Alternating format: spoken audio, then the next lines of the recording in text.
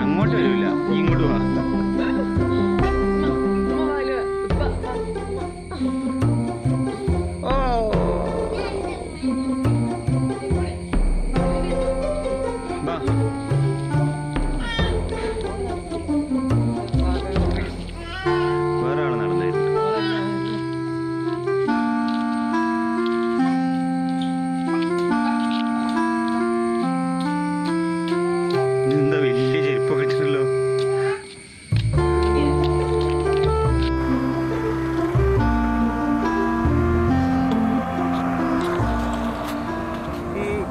നമ്മുടെ കുട്ടികൾ ഇരിക്കാൻ തുടങ്ങുന്നതും നിൽക്കാൻ തുടങ്ങുന്നതും നടക്കാൻ തുടങ്ങുന്നതൊക്കെ വളരെ കൗതുകം ഉണ്ടാക്കുന്ന കാര്യങ്ങളാണ്.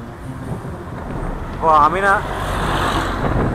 നടക്കാനുള്ള ശ്രമങ്ങൾ നടത്തി തുടങ്ങിയിട്ടുണ്ട്, പക്ഷേ അവൾക്ക് പറ്റുന്നില്ല, തടി കാരണമാണെന്ന് തോന്നുന്നു. ആമിനെ പോലെ അല്ല അവൾ, അത്യാവശ്യം കുണ്ടുമണിയാണ്. അപ്പോൾ ഞാൻ കുട്ടികളെ വൈഫ് ഹൗസിലാക്കിയതാണ്. എൻ്റെ വീട് സത്യം പറഞ്ഞാൽ പുനരുപ്പയുടെ തീരത്ത് തന്നെയാണ്. അപ്പോൾ പരിസരങ്ങളിലൊക്കെ വെള്ളം കയറി തുടങ്ങിയിട്ടുണ്ട്. അപ്പോൾ ഇവിടെ അവർ സേഫ് ആണെന്ന് വിചാരിക്കുന്നു. ഇനി വല്ല സുനാമിയോ മറ്റോ വരികയാണെങ്കിലേ പ്രശ്നമുള്ളൂ.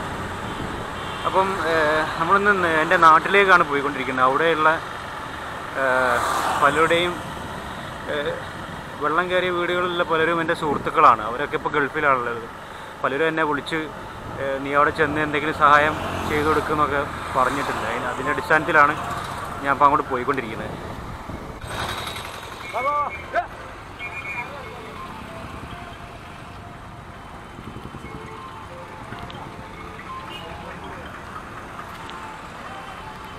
പാവങ്ങാട് മരം മുറിഞ്ഞത് കാരണം റോഡ് ബ്ലോക്ക് ചെയ്ത് വെച്ചാണ്.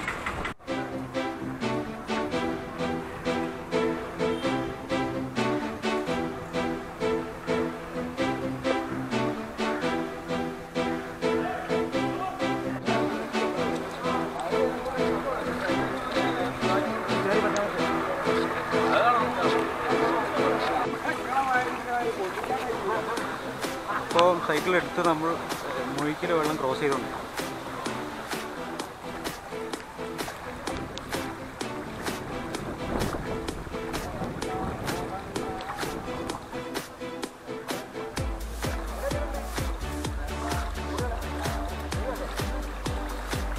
ഇവിടെ എത്ര വെള്ളം ഒന്നല്ല ആയത്.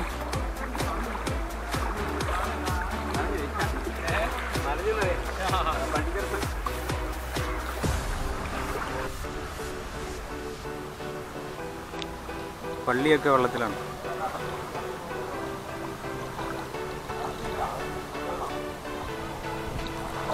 അപ്പോൾ ബാക്കിലൊരു ബസ് നമ്മൾ വെള്ളം മുറിച്ചെടുക്കാൻ വേണ്ടി വെയിറ്റ് ചെയ്യാണ്.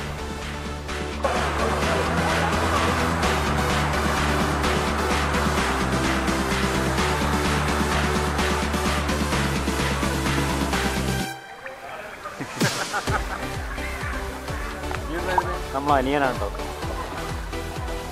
നമ്മുടെ രക്ഷാപ്രവർത്തനത്തിൽ ഏർപ്പെട്ടിട്ടുണ്ട്.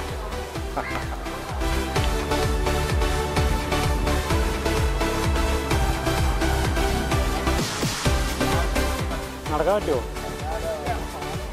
ഫുള്ള് മുങ്ങോ? എത്ര വെള്ളം ഉണ്ടാവും?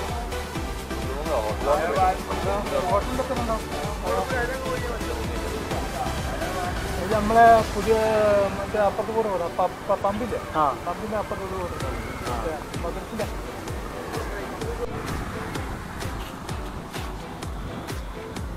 ഇവിടെ യാതൊരു വിധത്തിലും കടക്കാൻ കഴിയില്ല എന്നാണ് നാട്ടുകാർ പറയുന്നത്. ചിലൂർ ഭാഗത്ത് പറഞ്ഞാൽ ഏകദേശം പുഴനോട് ചേർന്നിട്ടുള്ള റോഡാണ്. അപ്പോൾ നല്ല ഒഴുക്കും ഉണ്ടാവും. അപ്പോൾ സൈക്കിളെടുത്ത് നീന്തൽ റിസ്ക്കാണ്. നമുക്ക് വേറെ വഴി നോക്കാം.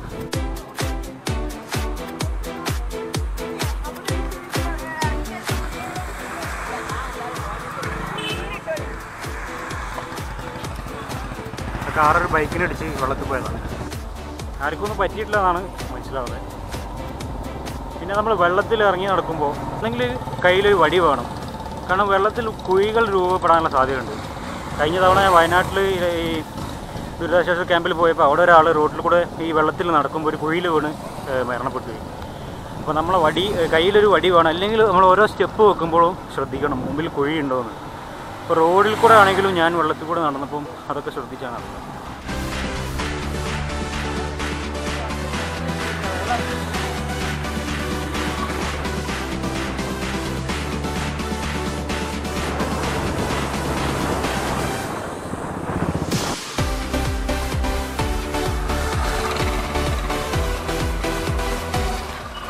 മരങ്ങളൊക്കെ പൊട്ടി വീണ് വൈദ്യുതി കമ്പികളൊക്കെ തകർന്ന നിലയിലാണ്. ഇവിടെ എവിടെയും കറണ്ട് ഉണ്ടാകാൻ യാതൊരു സാധ്യതയില്ല. അന്ന് കേരളത്തിൽ ഇതേപോലെ ഫുള്ള് മഴ ഉണ്ടാവില്ല, ഫുള്ള് ഇങ്ങനെ ദുരിതത്തിലായി ഉണ്ടാവില്ല. അന്ന് പിന്നെ എല്ലാ സ്ഥലത്തുള്ള ന്യൂസുകൾ അറിയില്ലല്ലോ ഇന്നത്തെ മാതിരി. വാർത്താ മാധ്യമങ്ങളും മീഡിയകളൊക്കെ സംവിധാനങ്ങൾ കുറവാണല്ലോ. ഇന്നിപ്പോ അപ്പൊ ഓരോ മിനിറ്റുകൾ വെച്ചിട്ട് എന്താണ് ആർക്കും അറിയില്ല. അതിന് മുമ്പ് ഉരുൾപൊട്ടൽ എന്താണെന്ന് അറിയില്ല. അന്നൊക്കെ കക്കയം ഡാമുണ്ട്. കക്കയം ഡാമുണ്ട്. കക്കയം ഡാം ഉരുൾപൊട്ടിന്ന് ഇങ്ങനെ ആൾക്കാർ ഇങ്ങനെ പറയുന്നുണ്ട്. എന്താ ഉരുൾപൊട്ടുകയെന്ന് പറഞ്ഞാൽ അറിയില്ല. എന്താന്ന് വെച്ചാല് ചില ഉരുളി ഉണ്ടല്ലോ, അതെ, കപ്പി, വെള്ളം കോരുന്ന കപ്പി, അതാണ് ഉരുളി എന്ന് കേട്ട സമയത്തില്ലേ. സുഹൃത്തിൻ്റെ ഉപ്പാണ് സംസാരിച്ചത്. സുഹൃത്തിൻ്റെ വീടാണ് ഇപ്പോൾ മുങ്ങി കിടക്കുന്നത്. കഴിഞ്ഞ വെള്ളപ്പൊക്കത്തിൽ സ്റ്റെപ്പ് വരെ വെള്ളം ഉണ്ടായിരുന്നുള്ളൂ. ഈ വർഷം തന്നെ വീണ്ടും ഒരു മാസം കഴിഞ്ഞ ശേഷമുള്ള വെള്ളപ്പൊക്കത്തിലാണ് ഇത്രയും വെള്ളം. ഇതും ഡേഞ്ചറായിട്ടാണ് വെള്ളം വന്നത് ഇപ്രാവശ്യം.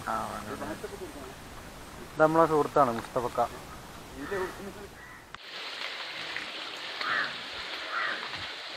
നമ്മളെ സിയാദിൻ്റെ വീട്ടിലേക്കാണ് പോയിക്കൊണ്ടിരിക്കുന്നത്.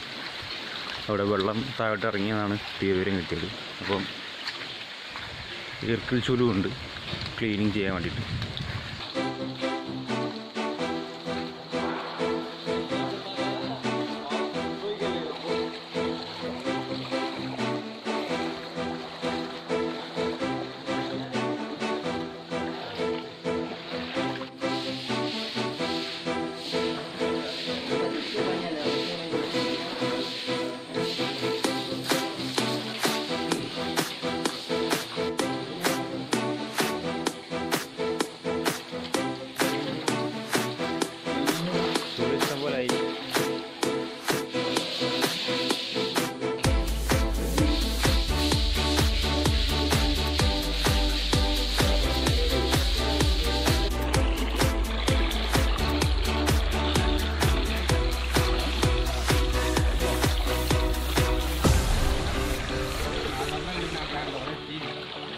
വെള്ളം ഇറങ്ങി അവിടെയൊക്കെ ചെക്കോയിൽ തന്നെ ഉണ്ടല്ലേ.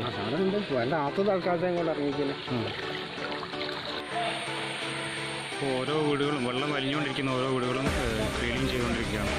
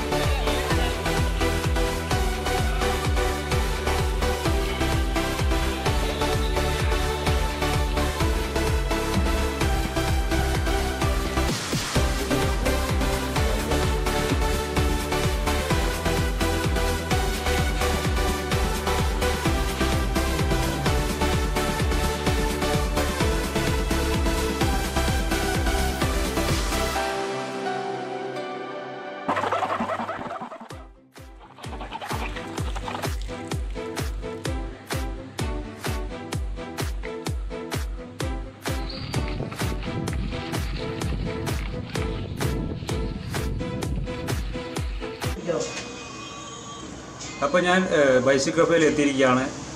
അടുത്ത തവണ വയനാട്ടിലേക്ക് പോകാനുള്ള സാധനങ്ങളൊക്കെ ഇവിടെ എത്തിയിട്ടുണ്ട്. ടീമാർ മെമ്പർമാർ അതൊക്കെ ശേഖരിച്ച് വേർതിരിച്ച് നിർത്തിക്കൊണ്ടിരിക്കുകയാണ്.